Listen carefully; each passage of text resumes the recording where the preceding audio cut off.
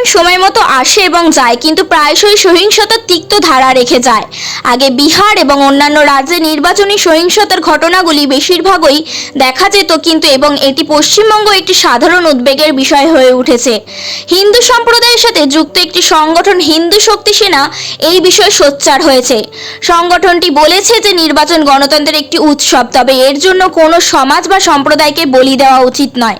হিন্দু শক্তি সেনা ভারতের নির্বাচন কমিশন এবং রাজ্য সরকারের কাছে নির্বাচনের আগে সমাজের নিরাপত্তা নিশ্চিত করার জন্য আবেদন করেছে। সংগঠনের মতে, জনগণের নিরাপত্তা নিশ্চিত করা হলেই গণতন্ত্রের এই উৎসব শান্তিপূর্ণভাবে উদযাপন করা যেতে পারে। সংগঠনের প্রতিনিধিরা বলেছেন যে নির্বাচনের সময় যে কোনো ধরনের সহিংসতা বা ভয় গণতন্ত্রের চেতনার পরিপন্থী। তাই প্রশাসন এবং নির্বাচনের কমিশনের উচিত যৌথভাবে পদক্ষেপ নেওয়া, যাতে সাধারণ নাগরিকরা নির্ভয়ে তাদের ভোটাধিকার প্রয়োগ করতে পারেন। শুক্রবার শিয়ালদহ ও স্কটল্যান্ডে আয়োজিত হিন্দু শক্তি সেনা সাংবাদিক সম্মেলনে উপস্থিত ছিলেন মুখ্য সাধারণ সম্পাদক গৌতম ঘোষ ও সভাপতি সুকুমার মণ্ডল সহ অন্যান্যরা। এই সংগঠনটা আমাদের বহু বছর ধরে সংগঠনটা আমরা বহুদিন ধরে ছোটখাটো কাজকর্ম করছি এবং ছোট ছোট সংগঠনগুলোকে কাজগুলো করছি। সেই সংগঠনের আমাদের ক্যাশিয়ার নাম বলুন দাদা, গৌতম ঘোষ, অখিল ভারত হিন্দু মহাসভা স্টেট প্রেসিডেন্ট। এই সংগঠনের আমার যেহেতু অনেকগুলো সংগঠন মিলে হয়েছে, এই সংগঠনের চিফ জেনারেল সেক্রেটারি।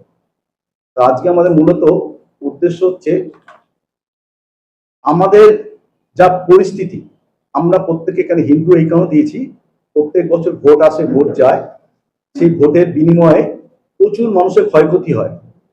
সাধারণ মানুষ থেকে আরম্ভ করে প্রত্যেকের ক্ষয়ক্ষতি হয়, মারা যায়, কেউ ঘর ছাড়া হয়।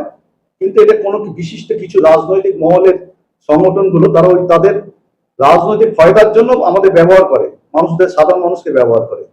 সেই ব্যবহারটা না করার জন্য আমরা কমিশনারের কাছে একটা আবেদন রাখতে চেয়েছিলাম। ইলেকশন কমিশনার যখন ভোটটা করবে, তিনি এইসব সাধারণ মানুষের কথা ভেবে চিন্তে ভোটটা করে। আর দেখা যায় ভোটের পরেও তাদের ঘরে ঢুকতে পারে না, যাদের পরিস্থিতি তৈরি হয়, তার এগেনস্টে আমরা এই পদক্ষেপটা নিয়েছি এবং আমরা আগামীতে যে বৃহৎ আন্দোলনে যাচ্ছি, যদি এগুলো কোনো আমাদের সময় না করে, যদি আমাদের কোনো উত্তর না পাই বা সাধারণ মানুষকে তার উত্তর না জানায়, তাহলে আমরা বড় একটা পদক্ষেপে যাব টোটাল হিন্দু সংগঠনের মাধ্যম দিয়ে। কারণ সারা পৃথিবীতে দেখা যাচ্ছে হিন্দুদের যেমন করে বিনাশ হচ্ছে, ভারতবর্ষে সে পশ্চিমবাংলা তার থেকে বেশি হচ্ছে, যে কোনো জায়গায়। এটা একটা জাতির নির্বিশেষ বিদ্বেষে আমরা বন্ধ করে, আমরা দেখেছিলাম স্বাধীনতার পরে ভারতবর্ষ দুটো ভাগে ভাগ হয়েছে, একটা হিন্দুস্তান একটা পাকিস্তান। কিন্তু এক শ্রেণীর লোক এখনো লাফিয়ে আছে, কেন হিন্দুস্তান হলো না, কেন হিন্দুস্তান হলো না। তাই হিন্দুস্তান তো তখনই হয়ে গেছে, তো তারপরেও কেন তারা সুরক্ষা নেই? এই বিভিন্ন জায়গায় যারা মারা যাচ্ছে ভোটে, আবার যখন ভোট চলে গেলে তার রেস চলবে, তাদের জন্য আমাদের ইলেকশন কমিশনের কি বার্তা রাখবে, তার জন্য আজকে আমার প্রস্তাবটা। এবার সংযুক্ত হিন্দু শক্তি সেনা কেন, কিসের প্রয়োজন এটা হচ্ছে? আজ বিভিন্ন জায়গায় বিভিন্ন জনসংগঠন রয়েছে হিন্দুত্বের নাম নিয়ে, কিন্তু দেখা যাচ্ছে এটা বেশিরভাগই অনেকে কোনো কাজ করতে পারছে না বা করছে, কিন্তু জেল, পুলিশ, গুন্ডা রাজ অনেকেই ব্যতিব্যস্ত হয়ে পড়েছে। আমাদের মধ্যে একটা ছেলে আছে এখন, ও তার হাজার করে প্রায় 3.5 বছর জেলে খেটেছে হিন্দুত্বের নামে, কেউ তাকে একটু সাহায্য করতে যায়নি। এমন পরিস্থিতি হয়ে গেছিল তাদের পরিবারের, দিন আনা দিন খাওয়া দূরে থাক, ভিক্ষাঙ্গী দেহের মতো অবস্থা এসে গেছিল তাদের। তো এই যে প্রতিটা মুহূর্তে আমাদের যে অবলম্বনীয় পর্যায়টা, এর বিরুদ্ধে রুখে দেওয়ার জন্যই আমরা অনেকগুলো ছোট ছোট সংগঠন মিলে একটা বড় কিছু করার ইচ্ছায় সংযুক্ত হিন্দু শক্তি সেনা তৈরি করেছি আমরা। তো এই হিসেবে যেটা প্রথমে বলতে চাই, পশ্চিমবঙ্গের বিধানসভা ভোট সামনে, কিন্তু বিষয়টা হচ্ছে ভোট আসে যায়। যে জঙ্গলরাজ কোন এককালে উড়িষ্যায় ছিল, বিহারে ছিল, অন্ধ্রপ্রদেশে ছিল, বিভিন্ন জায়গায় ছিল, সব ঠিক হয়ে গেছে। কিন্তু পশ্চিমবঙ্গের বুকে সে জঙ্গলরাজ গত 50 বছর ধরে এখনো কিন্তু চলছে অলরেডি, এর কোনো বিরাম নেই। তো এই বিরাম যাতে হয়, আমরা চাই ইলেকশন কমিশনকে কিছু বলতে, এই দায়িত্ব কে নেবে? সেন্ট্রাল গভর্নমেন্ট বলছে আমরা পুলিশ গাড়ি পাঠিয়ে দিয়েছি, রিজার্ভ পাঠিয়ে দিয়েছি, এটাই তার সাধ্য কথা।